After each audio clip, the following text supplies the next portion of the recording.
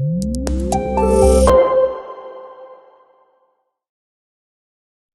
Friends, मैं हूँ सारंग और आप देख रहे हैं बाबू फार्म इन्वेस्टमेंट्स।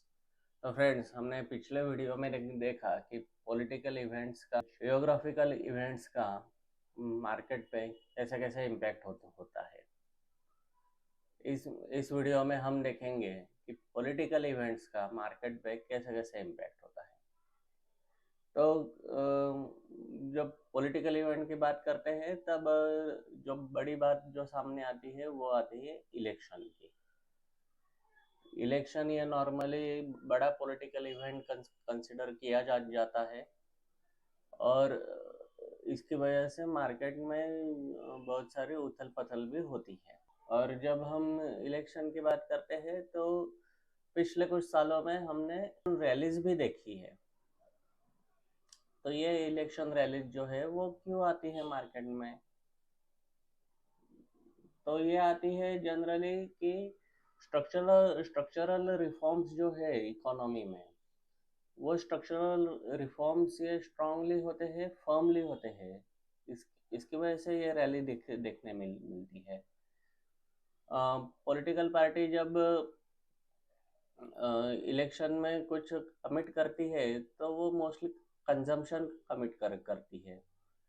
तो कंजम्पशन के कमिटमेंट की वजह से भी रैलीज हमें देखने को मिलती है, जिसकी वजह से मार्केट में लिक्विडिटी बढ़ती है और जो है वो सपोर्ट जो है वो बढ़ता है और इसकी वजह से रैलीज हमें देखने मिलती है। जब इलेक्शन होता है उससे पहले का बजट जो है वो नॉर्मली एक आम जनता को खुश रखे ऐसा होता है और इसकी वजह से कंजम्पशन बढ़ता है और हमें कुछ पर्टिकुलर स्टॉक्स में रैलीज देखने को मिलती है। एक जनता अगर मार्केट का देखे सेंटिमेंट और उसको अगर ऐसा लगे कि इस इलेक्शन में स्टेबल गवर्नमेंट आने वाली है, तभी भी मार्केट में रैली। अगर हम पिछला डेटा देखें तो डॉक्टर मनमोहन सिंह जी के का जो टेन्योर था उसमें निफ्टी के रिटर्न 10 सालों में 372% थे और नरेंद्र मोदी जी का जो कारोबार है उसमें जो रिटर्न्स है वो 172% है। और इसमें अगर उससे पहले यानी सब सितंबर 2013 से अगर जोड़े तो वो नियरली 30% और बढ़ते हैं, यानी अराउंड 200% तक रिटर्न ये मोदी जी के कार्यकाल में हमें दिखाई देता है। उससे पहले का अगर डेटा देखें तो हमें ये दिखाई देता है कि इलेक्शन रैली ये 6 महीने पहले से ही शुरू होती है। 6 महीने पहले से ही मार्केट ये अंदाजा बांधना शुरू करता है और वैसे ही उसके रिटर्न रहते हैं। तो अगर पिछला डेटा देखें तो हमें ये रिटर्न्स देखने को मिलते हैं और रिसेंट अगर डेटा देखें तो पिछले 6 महीने में निफ्टी है अराउंड 17% ये ऊपर गया है। तो इससे भी हमें एक अच्छा पॉजिटिव सेंटिमेंट और स्टेबल गवर्नमेंट मिलने वाला है ऐसा हम बोल सकते हैं। और यही अगर यूएस इलेक्शन की बात करें तो यूएस इलेक्शन में भी हमें इलेक्शन ईयर्स में ये पॉजिटिव रिटर्न्स ही देखने को मिलते हैं। कि अगर 2020 की बात करें तो 2020 में कोविड होने के बावजूद भी मार्केट ने 18% तक रिटर्न दिया था और उससे पहले की भी रिटर्न ये अच्छे ही रहे थे। 2008 छोड़ के 2008 में ये सब प्राइम क्राइसिस था तो उसकी वजह से बड़ा क्रैश आया था। तो वो अगर पर्टिकुलर पॉइंट छोड़े तो रिसेंट जो मार्केट है उसमें यूएस मार्केट ने ये पॉजिटिव रिटर्न्स ही दिए हैं। तो ये जो पॉजिटिव रिटर्न्स है ये एक एवरेज अगर हम देखें इसका तो यूएस मार्केट में ये एवरेज आता है अराउंड 11.28%। कि यूएस मार्केट के पिछले नियरली अगर 95 साल का डेटा देखे तो हमें रिटर्न ये 11.28% दिखते हैं। और इसमें जब रिपब्लिकन पार्टी जब आती है तब रिटर्न आते हैं 15.3%, और डेमोक्रेट पार्टी जब आती है तब रिटर्न आते हैं 7.6%। तो ये एक यूएस इलेक्शन की ये इंटरेस्टिंग फिगर है। जैसे ही मार्केट में रिटर्न आते हैं वैसे ही स्टॉक स्पेसिफिक रिटर्न भी हमें इलेक्शन ईयर में दिखाई देते हैं। पर्टिकुलर ग्रुप ऑफ कंपनीज या पर्टिकुलर थीम ये अच्छे रिटर्न देते हुए हमें इलेक्शन में दिखाई देती है। जैसे देखा जाए तो अदानी का एग्जांपल है कि अदानी ग्रुप ऑफ स्टॉक्स जो है वो 2013 में जैसे ही मोदी जी का कैंडिडेचर अलाउ ये हुआ डिक्लेयर हुआ, तभी वो सितंबर 13 से वो भागने लगे थे। तो ये एक इंटरेस्टिंग आता है। अभी हम रिसेंट देखें तो पीएसयू स्टॉक ये अच्छे भाग रहे हैं, क्योंकि मार्केट ऐसे कंसिडर कर रहा है कि पीएसयू स्टॉक का जो मोदी सरकार का जो रवैया है वो अच्छा ही रहने वाला है, वो वैल्यू क्रिएशन वाला ही रहने वाला है।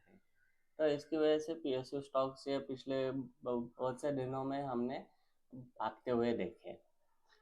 कुछ ऐसे थीम्स भी है जो मार्केट में इलेक्शन पीरियड में चलती है, जैसे कि डिफेंस हो गया, ग्रीन एनर्जी हो गया, सोलर हो गया। ये पर्टिकुलर थीम्स के ऊपर आने वाली सरकार ये बहुत सा काम करने वाली है। तो ये पर्टिकुलर स्टॉक भी पिछले कुछ दिनों से फोकस में रहते हुए हमें दिखाई देते हैं।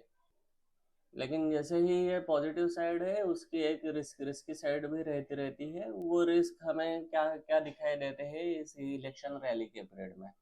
तो हमें ये दिखाई देता है कि इलेक्शन रैली का ये मोमेंटम रहता है, जो कि नियरली साल भर चलता है, पहले के 6 महीने और बाद के 6 महीने। लेकिन ये पर्टिकुलर पीरियड गुजरने के बाद मार्केट का मोमेंटम ये मोस्टली ड्रॉप होता है और वहाँ से रिटर्न ये कम कम होते हैं।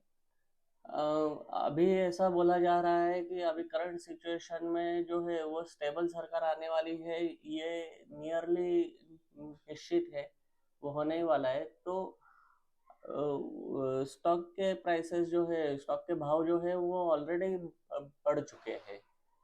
तो आगे जाके स्टेबल गवर्नमेंट आ गई तो और कितने बढ़ेंगे ये बोल नहीं सकते। मोस्टली ये इवेंट प्राइस्ड इन इवेंट हम बोल सकते हैं। इलेक्शन होने के बाद बहुत से टाइम ये साइडवेज मार्केट रहता है, जिसमें ज़्यादा मूवमेंट होती नहीं है। तो ये एक लॉन्ग टर्म इन्वेस्टर के लिए ये एक फ्रस्ट्रेटेड पीरियड रह सकता है।